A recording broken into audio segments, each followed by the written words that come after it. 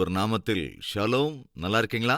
நீங்களும் உங்க பிள்ளைகளும் உங்க குடும்பமும் தேவனுடைய கிருபையினால் அவருடைய நிழலிலே சேமமாய் இருக்க வேண்டும் என மனப்பூர்வமாய் வேண்டுகிறேன். தினந்தோறும் உங்களுக்காக நான் ஜெபிக்கின்றேன். ரைட் ஃப்ரெண்ட்ஸ், நேற்றைய தினத்திலே ரோமருக்கு எழுதின நிருபத்தை நாம் தியானித்தோம். அதற்கு பிறகு வருகின்ற புத்தகம் கொரிந்தியருக்கு எழுதின நிருபம். வாருங்கள் எல்லோரும் சேர்ந்து கொரிந்தியருக்கு எழுதின இந்த நிருபங்களை இன்று தியானிக்கலாம். முதலாவதாக, இதை எழுதியது யார், எப்பொழுது எழுதப்பட்டது, எங்கிருந்து எழுதப்பட்டது, இந்த விவரங்கள் முதலில் நமக்கு அவசியம் என்பதால் ஸ்கிரீனிலே அந்த பட்டியலை உங்களுக்கு காண்பிக்கிறார்கள். ஸ்கிரீன்ஷாட் எடுத்து வைத்துக் கொள்ளுங்கள். நிச்சயம் அது உங்களுக்கு உபயோகமாக இருக்கும். முதலாவதாக, இது யாரால் எழுதப்பட்டது? இந்த கொரிந்தியருக்கு எழுதின நிருபம் அப்போஸ்தலனாகிய பவுலால் எழுதப்பட்டது. கொரிந்து பட்டணத்திலே இருந்த சபைக்கு பவுலால் எழுதப்பட்ட கடிதம். எப்பொழுது எழுதினான்? கிறிஸ்துவுக்கு பின் 55வது வருடத்திலே இந்த நிருபத்தை எழுதினான். எங்கிருந்து எழுதினான்? எபேசு என்கிற பட்டணத்திலே இருந்து இந்த நிருபத்தை எழுதினான். அப்பொழுது ஏறக்குறைய 2 வருட காலமாக எபேசு என்று அழைக்கப்பட்ட, அதாவது எபேசியருக்கு எழுதின நிருபம் இருக்கிறதல்லவா, அந்த எபேசு என்கிற பட்டணத்திலே 2 வருட காலமாக இருந்து ஊழியம் செய்து கொண்டிருந்தான். எபேசுவிலே பவுல் ஊழியம் செய்து கொண்டிருந்த அந்த நாட்களிலே இந்த நிருபத்தை அவன் கொரிந்து சபைக்கு இந்த நிருபத்தை எழுதினான். இதில் எத்தனை வசனங்கள், எத்தனை அதிகாரங்கள் என்றால், இதிலே 16 அதிகாரங்களும் அதேபோல 437 வசனங்களும் உள்ளன. எத்தனாவது புத்தகம் என்றால், பரிசுத்த வேதாகமத்திலே இருக்கின்ற புத்தகங்களில் இது 46வது புத்தகம். 1 கொரிந்தியருக்கு எழுதின நிருபம் 46வது புத்தகம். இன்னும் நாம் பார்க்க வேண்டியது 20 புத்தகங்கள். யார் இந்த நிருபத்தை, இந்த கடிதத்தை எடுத்துக்கொண்டு போனார்கள்? இப்பெல்லாம் நமக்கு போஸ்ட் ஆஃபீஸ் இருக்கு. அதனால போஸ்ட்மேன் வந்து நமக்கு லெட்டர் கொடுப்பாரு. ஆனால் அந்த நாட்களிலே ஒரு கடிதத்தை கொண்டு போக வேண்டும் என்றால் அது மனிதர் மூலமாகத்தான். அந்த கடித போக்குவரத்து என்பது அந்த நாட்களில் இருந்தது. அந்த வகையில் இந்த கடிதத்தை கொண்டு போன நபர் யாரென்றால் தீமோத்தேயு. எபேசுவிலே இருந்த பவுல் தன்னோடே கூட இருந்த தீமோத்தேயின் மூலமாக கொரிந்தில் இருக்கிற சபைக்கு தான் எழுதின இந்த நிருபத்தை தீமோத்தேயுனிடம் தந்து அந்த கொரிந்து சபைக்கு அனுப்பி வைக்கின்றான். எனவே இது தீமோத்தேயுவால் கொண்டு போகப்பட்ட ஒரு நிருபம். ஜாக்கிரதையாக இந்த கொரிந்தியருக்கு எழுதின நிருபத்தை வாசிப்பீர்கள் என்றால், கவனமாய் வாசிக்கும்போது சில விஷயங்கள் அங்கே நாம் பார்க்க முடியும். முதலாவது, ஆக்சுவலா பவுல் கொரிந்தில் இருக்கிற அந்த சபைக்கு 1வது 2வது நிருபங்களை மாத்திரமல்ல, சுமார் 4 நிருபங்களை எழுதினான். மறுபடியும் சொல்கிறேன், நீங்கள் கவனமாய் வாசித்தால் புரிந்து கொள்ள முடியும். உதாரணத்திற்கு 5வது அதிகாரம் 9வது வசனத்திலே பார்க்க முடியும். கொரிந்தியருக்கு எழுதின 1வது நிருபத்தினுடைய 5வது அதிகாரம் 9வது வசனம். விபச்சாரக்காரரோடே கலந்திருக்க கூடாது, விபச்சாரக்காரரோடே கலந்திருக்க கூடாது என்று நிருபத்தில் உங்களுக்கு எழுதினேன் என்கிறான்.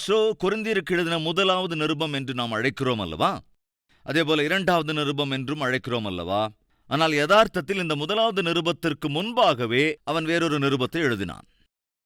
அதனால்தான் இங்கே விபச்சாரக்காரரோட கலந்திருக்க கூடாது என்று நிருபத்தில் உங்களுக்கு எழுதினேன் என்கிறான். நிருபத்தில் உங்களுக்கு எழுதியிருக்கின்றேன்.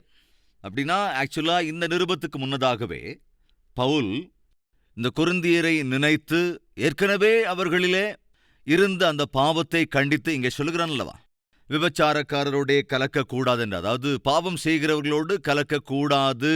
ஏனென்றால் துஷ்ட சம்பாஷணைகள் நல்ல ஒழுக்கங்களை கெடுத்து போட்டுவிடும். எனவே இப்பேற்பட்டவர்களோடு நீங்கள் சேர வேண்டாம் என்று ஏற்கனவே உங்களுக்கு அந்த நிருபத்தில் எழுதியிருக்கிறேன் அல்லவா என்று அங்கு நினைவுபடுத்துகின்றான். என்றால் இதற்கு முன்னதாகவே வேறொரு நிருபத்தை பவுல் அவர்களுக்கு எழுதியிருக்கிறான். அப்போ அந்த நிருபம் என்னாச்சு என்ற கேள்வி நமக்கு எழுமென்றால், அந்த நிருபத்தை ஒருவேளை அந்த கொரிந்து சபையினர் தவறவிட்டிருக்கலாம்.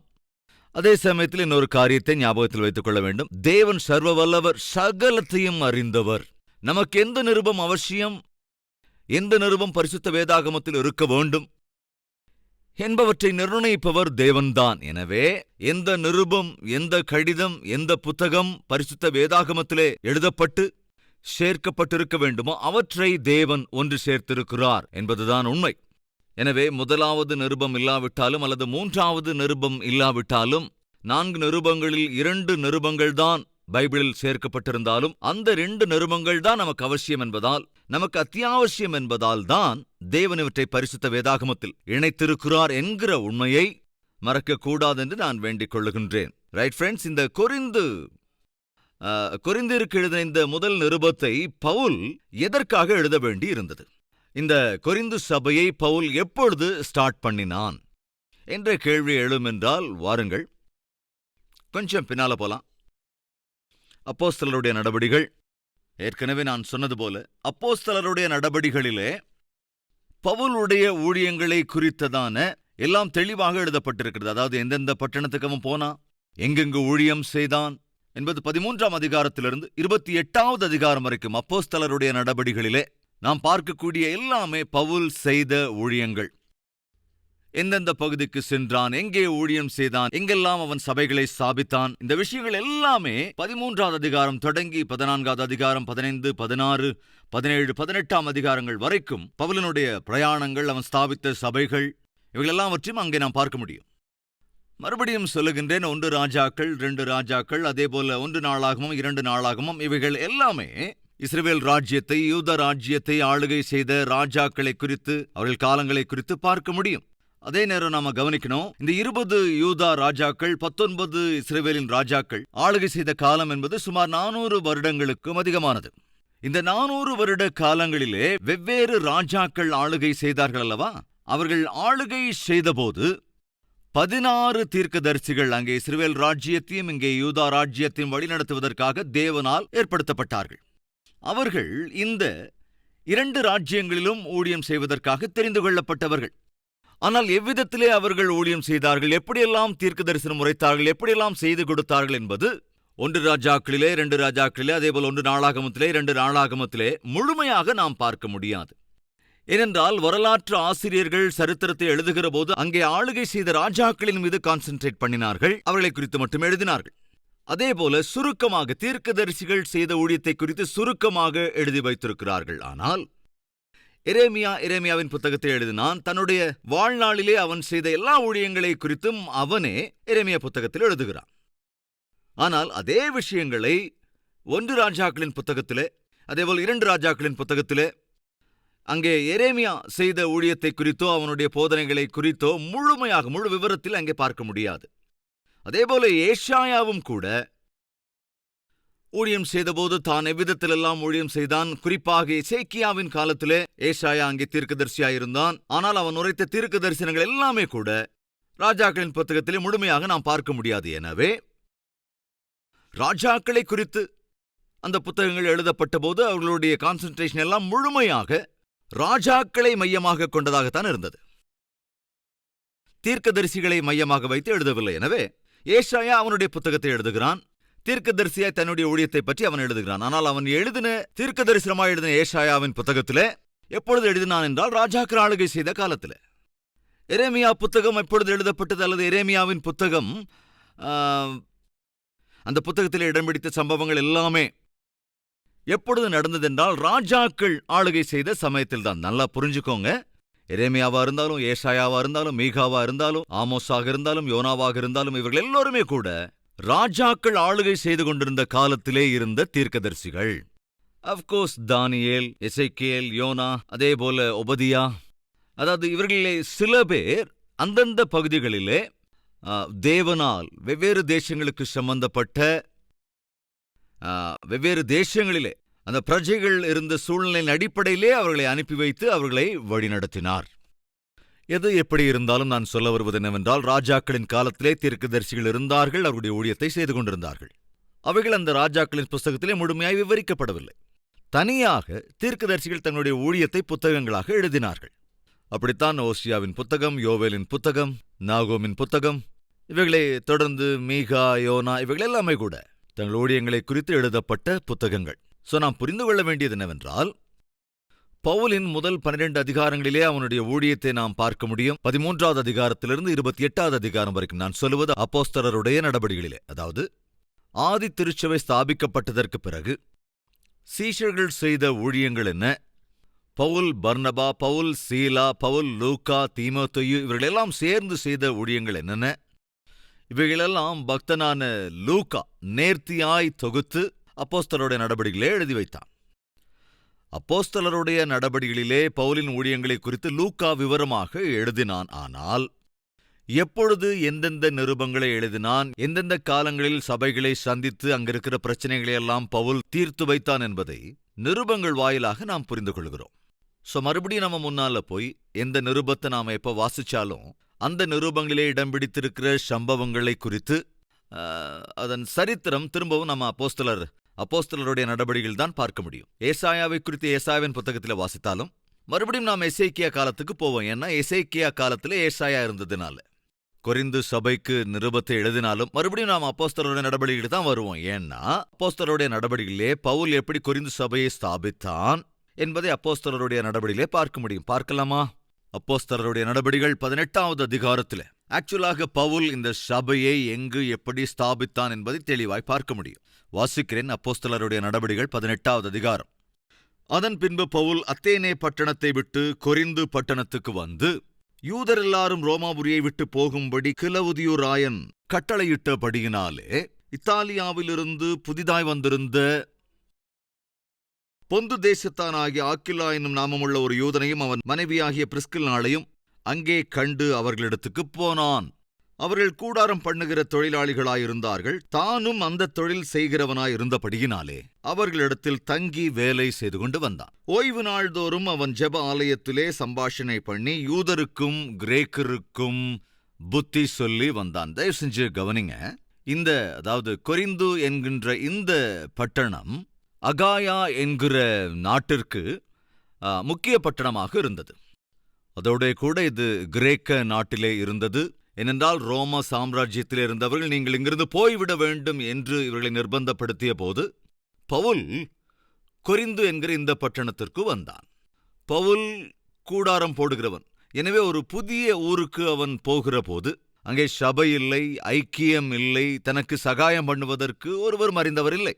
எனவே தன்னுடைய பிழைப்பிற்காக அவன் என்ன செய்வான்? கூடாரம் போடுகிற தொழில் செய்வான். அப்படி அந்த கூடாரம் செய்கிற தொழில் செய்து கொண்டிருந்த போது 2 ஆவிக்குரியவர்கள் அறிமுகமானார்கள். அவர்கள்தான் ஆக்கில்லாவும் பிரிஸ்கில்லாளும். அவர்களும் கூடாரம் போடுகிற தொழில் செய்தவர்கள்தான். பவுல் கூடாரம் போடுகிற தொழில் செய்கிறவன் என்பதால் அவர்களை சந்தித்த போது அவன் மிகவும் சந்தோஷப்பட்டான். இதில் அற்புதமான விஷயம் என்னவென்றால் அந்த ஆக்கில்லாவும் பிரிஸ்கில்லாளும் கூட தேவனை குறித்தும் தேவனுடைய ராஜ்யத்தை குறித்தும் மிகுந்த அக்கறை உள்ளவர்களாக ஆவிக்குரியவர்களாக இருந்ததை நாம் பார்க்கின்றோம். கொரிந்து என்கிற பட்டணத்திற்கு பவுல் போயிருந்த போது அங்கே ஆக்கில்லா பிரிஸ்கில்லாள் என்கிற அந்த குடும்பம் தனக்கு மிகவும் துணையாக இருந்ததாக நாம் இங்கே பார்க்க முடியும். அங்கே சுமார் 18 மாத காலம்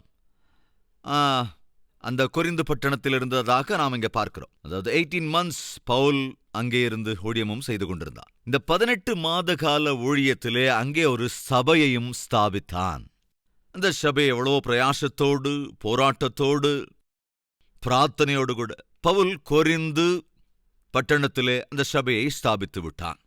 அங்கே அந்த சபையை ஸ்தாபித்த பிறகு மிகுந்த சந்தோஷத்தோடு கூட என்னுடைய பிரயாசத்துக்கு பலனாக ஒரு சபை ஸ்தாபிக்கப்பட்டு விட்டது என்று மிகுந்த சந்தோஷத்தோடு கூட சபையை சில ஆவிக்குரியவர்களிடம் ஒப்படைத்து விட்டு ஜாக்கிரதையாய் கவனித்துக் கொள்ளுங்கள் என்று ஒப்படைத்து விட்டு மறுபடியும் ஊழியத்தின் பாதையிலே அவன் முன்னேறி போய்கொண்டே இருந்தான். அப்படி அங்கிருந்து அவன் புறப்பட்டு போன பிறகு பவுலுக்கு ஒரு செய்தி வருகிறது. நீ எவ்வளவோ பிரயாசப்பட்டு கஷ்டப்பட்டு போராடி கண்ணீரோட ஜெபித்து உருவாக்கின அந்த சபை பிரச்சனைகளிலே மாட்டிக்கொண்டு விட்டது.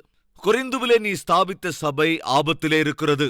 அனாவசியமான பிரச்சனைகள், அனாவசியமான மன வருத்தங்கள் அந்த சபையிலே இடம் பிடித்திருக்கிறது என்று சொல்லி அந்த செய்தி பவுலை வந்து அடைகிறது. அந்த சபையிலே இடம் பிடித்த பிரச்சனைகள் என்ன, அங்கே வந்த தடைகள் என்ன, ஏற்பட்ட இடையூறுகள் என்ன, அவைகளெல்லாம் எப்படி பவுல் அட்ரஸ் பண்ணி அந்த பிரச்சனைகள் எல்லாம் அந்த சபைகளை விட்டு போகும்படி பவுல் அங்கே என்னென்ன செய்தான் என்பதை குறித்த விவரங்கள் தான் கொரிந்தியருக்கெழுதின முதலாவது நிருபம். இதை எழுதுவதற்கான காரணம் என்னவென்றால் தான் ஸ்தாபித்த சபை பிரச்சனைகளுக்குள் சிக்கிக் கொண்டது.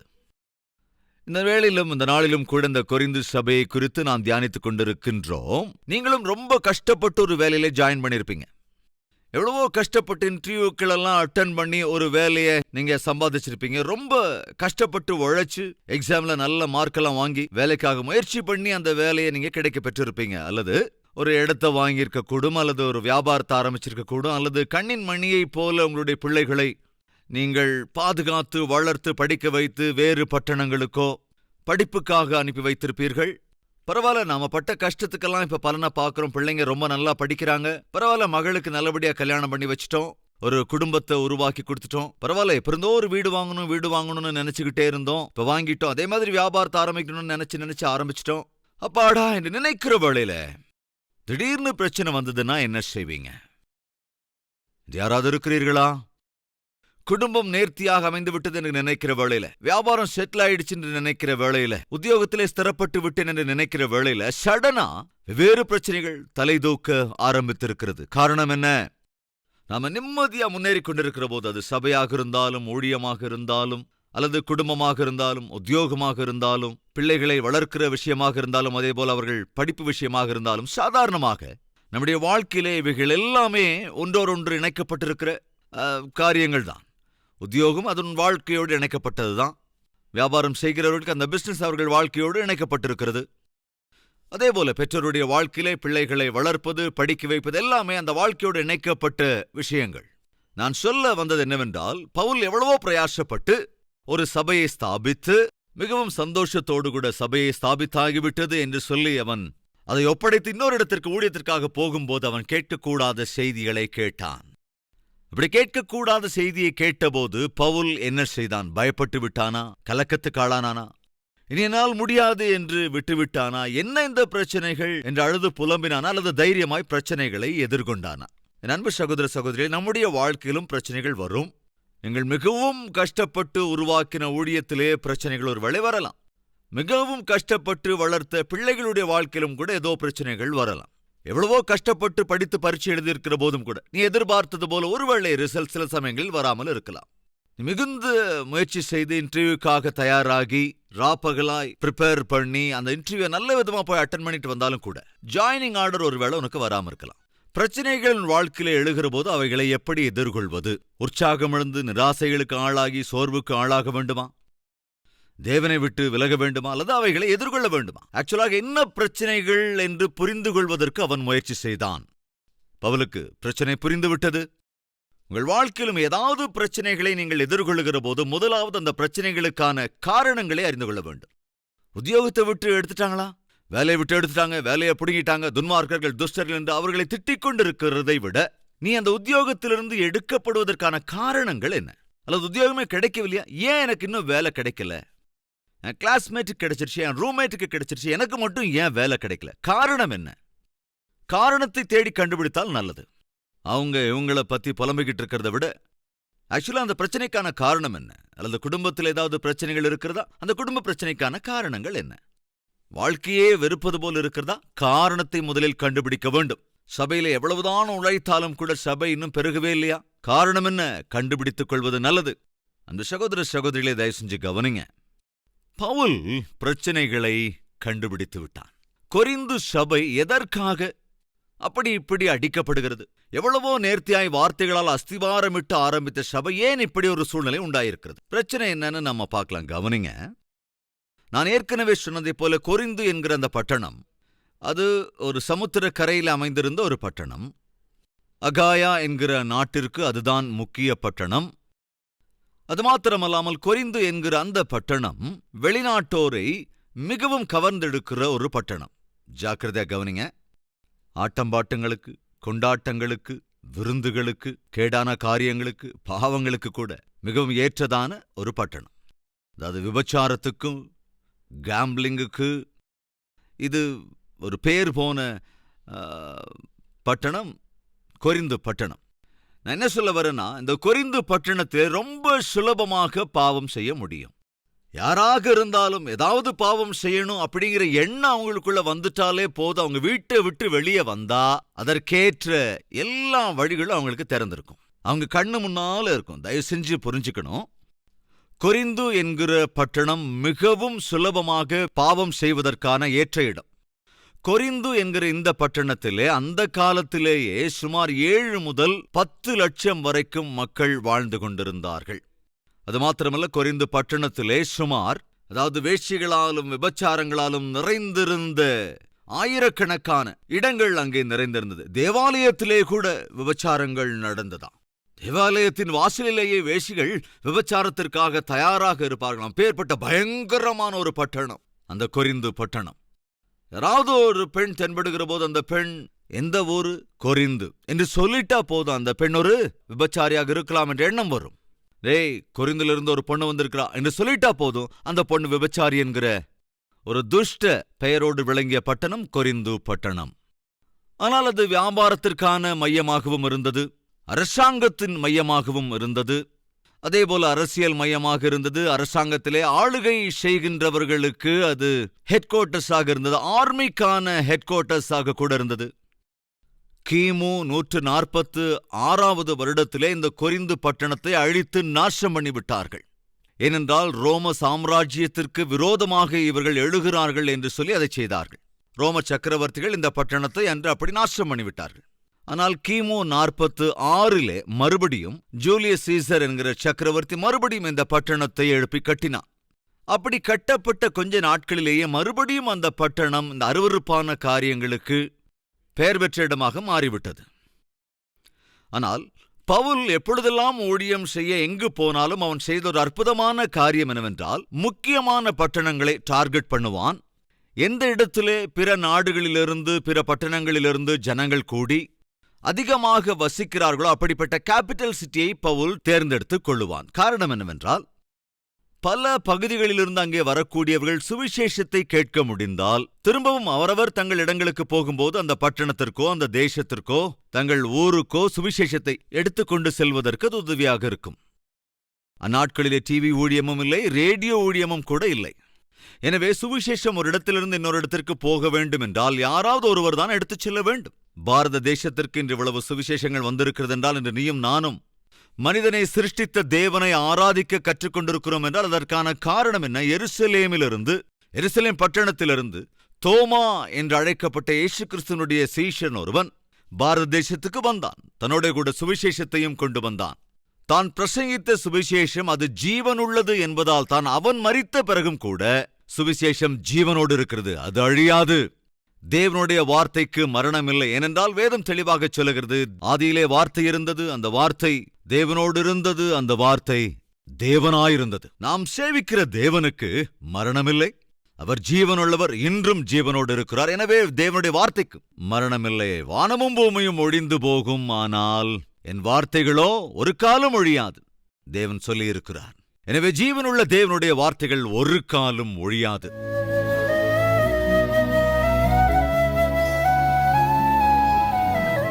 மகா பரிசுத்தமும் அன்பும் நிறைந்த பிதாவே, கொரிந்துவிலே சபையை பவுல் மிகுந்த பிரயாசப்பட்டு அன்று ஆரம்பித்தான்.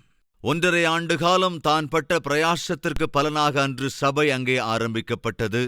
தன்னுடைய ஊழியத்தை தொடர வேண்டும் என்கிற முயற்சியிலே அவன் இன்னொரு இடத்திற்காக, அதாவது எபேசுக்கு போனபோது, ஆண்டவரே, அந்த கொரிந்து சபையிலே பிரச்சனைகள் எப்படி வந்தது, எந்தெந்த வழிகளிலே வந்தது என்கிறவைகளை அறிந்து கொண்டு அந்த பிரச்சனைகளை எல்லாம் வேதத்தின் அடிப்படையிலே சுட்டிக்காட்டி களைய முற்பட்டு தீமோத்தேயுவின் வாயிலாக இந்த நிருபத்தை கொடுத்தனுப்பினான். ஆண்டவரே, அதைத்தான் தியானித்திருக்கிறோம். தேவரீர் தாமே எங்கள் ஒவ்வொருவரையும் கண்ணோக்கி பாருங்கப்பா. இந்த செய்தியை தியானிக்கிற ஒவ்வொரு முறையும் பரிசுத்த ஆவியானவரே, நீரே முழுமையாய் உம்முடைய செட்டைகளுக்குள்ளே, உம்முடைய கரத்துக்குள்ளே ஆண்டவரே அடியேனை மறைத்து இன்று வரை ஆண்டவரே உம்முடைய காரியங்களை வெளிப்படுத்தியதற்காக நன்றி ராஜா. என்னுடைய எண்ணங்களோ என்னுடைய முயற்சிகளோ எப்போதும் ஆண்டவரே உமக்கு அங்கீகாரமானதா இருக்க வேண்டும், அதுதான் என்னுடைய ஜெபம். அதேபோல இந்த வார்த்தைகளை கேட்கிற ஒவ்வொருவருடைய வாழ்க்கையிலும் மாற்றம் நிகழ வேண்டும். அவர்கள் வேதத்தின் அடிப்படையில் வாழ்ந்து உம்மை சேவிக்க வேண்டும், தங்கள் வாழ்க்கையை கட்டிக்கொள்ள வேண்டும், குடும்பங்களையும் கட்டிக்கொள்ள வேண்டும். சிறு பிள்ளைகள் முதற்கொண்டு உம்முடைய வார்த்தைகளை புரிந்து கொண்டு ஆண்டவரே வரப்போகிற நாட்களிலே அற்புதமான சிலுவை ஊழியக்காரர்களாக சேனையாக எழும்ப வேண்டும். சுகபினத்தில் இருக்கிறவர்களை, வைரஸ் தொற்று ஏற்பட்டிருக்கிறவர்களை ஆண்டவரே சுகமாக்குங்க ராஜா. இந்த நிகழ்ச்சிகளை பார்த்து கொண்டிருக்கிற விசுவாசிக்கின்ற, இது முதற்கொண்டு நான் வார்த்தையின்படி வாழ்வேன் என்று முடிவெடுத்திருக்கிற ஒவ்வொருவரையும் ஆசீர்வதிக்க வேண்டும் என்று இயேசு கிறிஸ்துவின் நாமத்தில் வேண்டிக் கொள்கிறோம் பிதாவே, ஆமென்.